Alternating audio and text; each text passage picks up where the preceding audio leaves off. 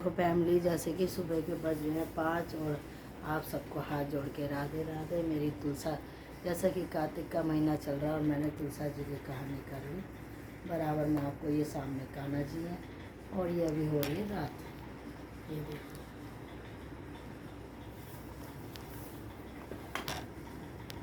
ये देखो आप चांद भी देखो, देखो जी भी चांद भी दिख रहा है।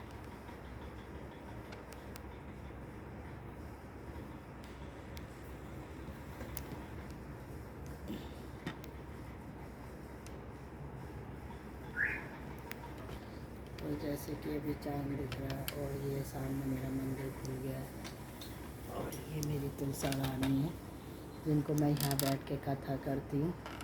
और मंदिर भी हुई आई, पीपल देवता को भी नहलाई और बेटे के लिए जल रख दी। वो जल चढ़ाता है, वो भी पूजा करता है। लेकिन मैं कार्तिक नहा रही हूँ, इसीलिए मुझे सवेरे 3 बजे या 4 बजे उठना होता है।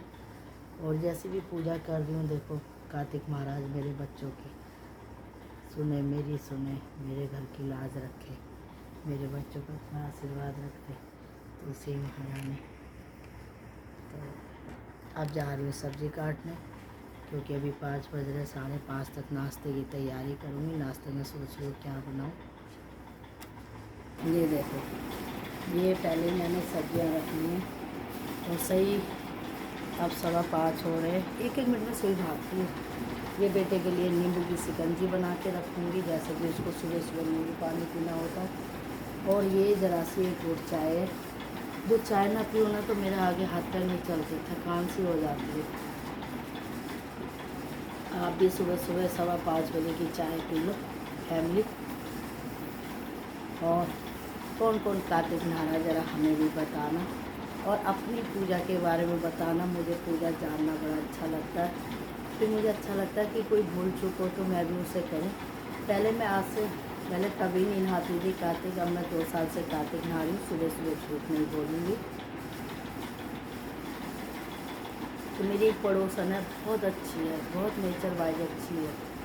उसने मुझे बताया कि ऐसे नहीं ऐसे कर। तो पिछले कार्तिक में वो मुझे ले गई थी गंगा जी और उनका परिवार और वो, तो मुझे बहुत अच्छा लगा। मैंने कहा अरे ऐसे भी पूजा होती है, तो मैं तो बड़ी दुआ देती हूँ।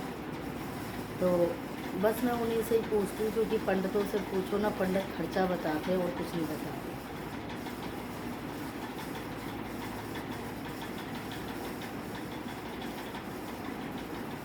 चाय हो गई थी ठंडी, मज़ा नहीं आया चाय में, क्योंकि मैं आपको दिखाने लगी, फिर मैं सब्ज़ी निकालने लगी, सोचने लगी क्या करूँ।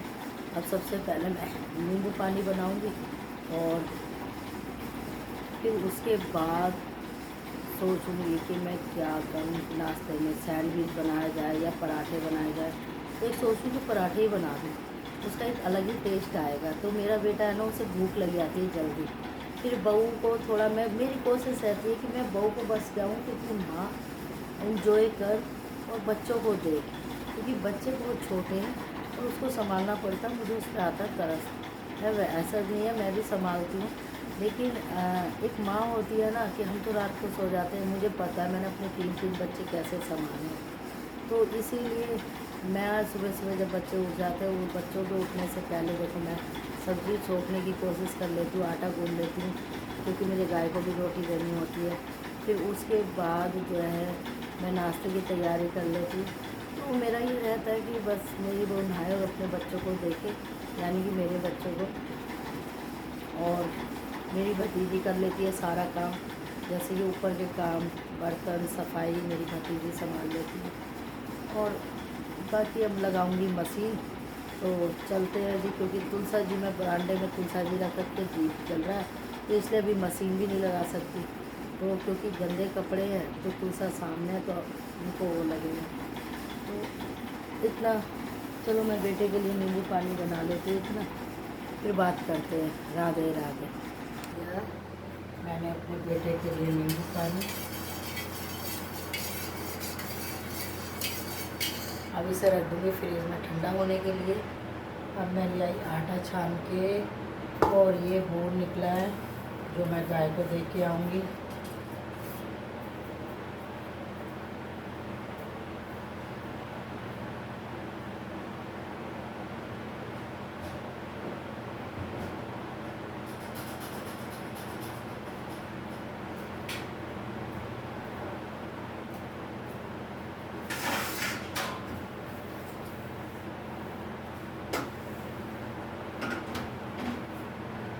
इसको रख देते हैं साइड में और आटे को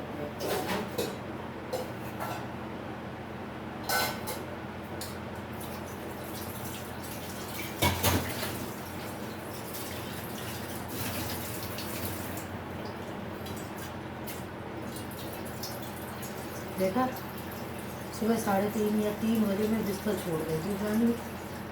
मुझे नहीं रहती नींद की, अब तो मुझे ये रहती कैसी भगवान के दर्शन है मुझे, बस मैं भगवान से बहुत सारी बातें करना चाहती हूँ।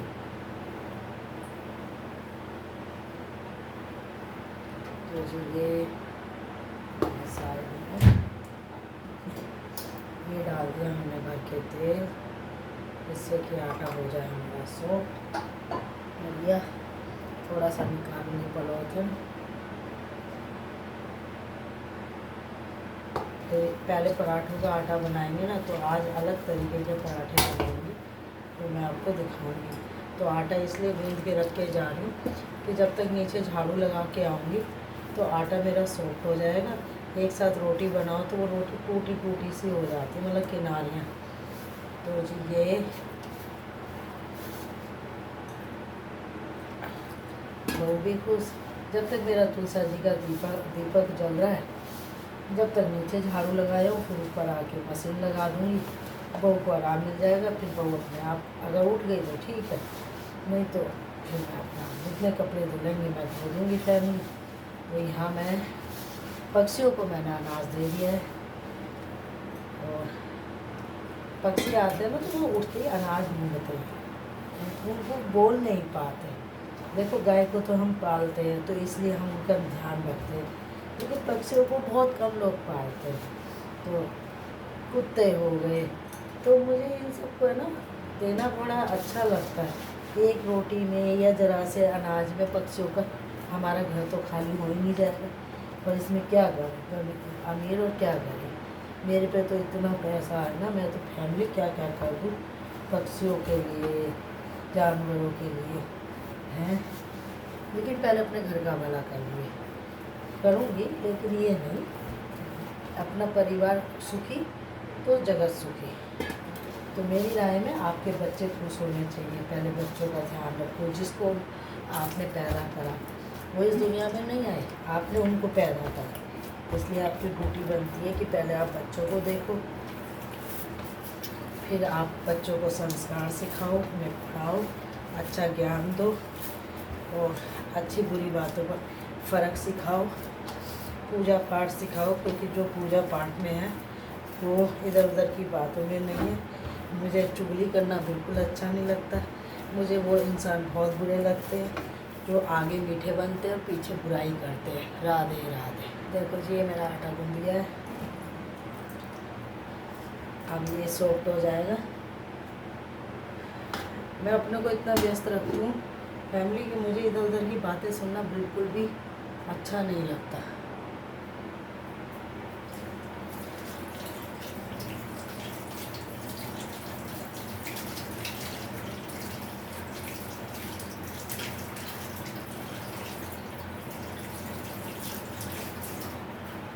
तो जी ये हमारा आटा बन के तैयार हो गया, और इसको मैं थोड़ा रेस्ट दूँगी। फिर चलते हैं नीचे झाड़ू लगाने, स्लेब साफ़ करके फिर आके भगवान जी के बर्तन मांजूँगी। फिर मैं थोड़ा सा कुछ नाश्ते के बारे में सोचूँगी।